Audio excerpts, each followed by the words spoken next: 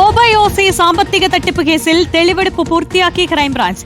ദിയാകൃഷ്ണയുടെ സ്ഥാപനത്തിലെ മുൻ ജീവനക്കാരികളായ രാധാകുമാരി, വിനീത, ദിവ്യ എന്നിവരെ വിവിധയിടങ്ങളിൽ എത്തിച്ച് തെളിവെടുത്തു. 40 ലക്ഷം രൂപയുടെ തട്ടിപ്പ് നടത്തിയതായി പ്രതികൾ അന്വേഷണ സംഘത്തോട് സമ്മതിച്ചിട്ടുണ്ട്. അശ്വിൻ ഡിയേഗോ നൽകും വിശദാംശങ്ങൾ.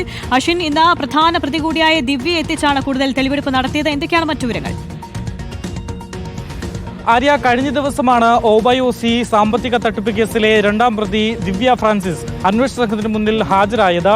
ഇന്ന് 2 ഇടങ്ങളിൽ ദിവ്യയെ തെളിവെടുപ്പിനായി അന്വേഷണ സംഘം എത്തിച്ചിരുന്നു. ഒന്ന്, ഒബയോസി സ്ഥാപനത്തിലും അതുപോലെ തന്നെ തട്ടിപ്പ് നടത്തിയ പണം ഉപയോഗിച്ച് ആഭരണം വാങ്ങിയ ജ്വല്ലറിയിലും എത്തിച്ചായിരുന്നു അന്വേഷണ സംഘം ഇന്ന് തെളിവെടുപ്പ് നടത്തിയത്. ഈ തെളിവെടുപ്പ് വേളയിൽ താൻ തട്ടിപ്പ് നടത്തി എന്നുള്ള കാര്യം പ്രതി കുറ്റസമ്മതം നടത്തിയിട്ടുണ്ട് എന്നുള്ളതാണ് മനസ്സിലാക്കുന്നത്. മാത്രമല്ല, ഈ തട്ടിപ്പ് നടത്തിയ പണം 3 പേരും വീതിച്ചെടുത്തു എന്നൊരു മൊഴിയാണ് ഈ ദിവ്യ പോലീസിന് നൽകിയിട്ടുള്ളത് എന്നുള്ളതാണ് ക്രൈംബ്രാഞ്ചിൽ നിന്നും നമുക്ക് മനസ്സിലാക്കാൻ സാധിക്കുന്നത്. ഏറ്റവും കൂടുതൽ പണം എത്തിയിരിക്കുന്നത് ദിവ്യയുടെ അക്കൗണ്ടിലേക്കാണ്. 8 മാസത്തിനിടെ ഏതാണ്ട് 40 ലക്ഷത്തോളം രൂപയാണ് ദിവ്യയുടെ അക്കൗണ്ടിലേക്ക് എത്തിയത് എന്നുള്ളത്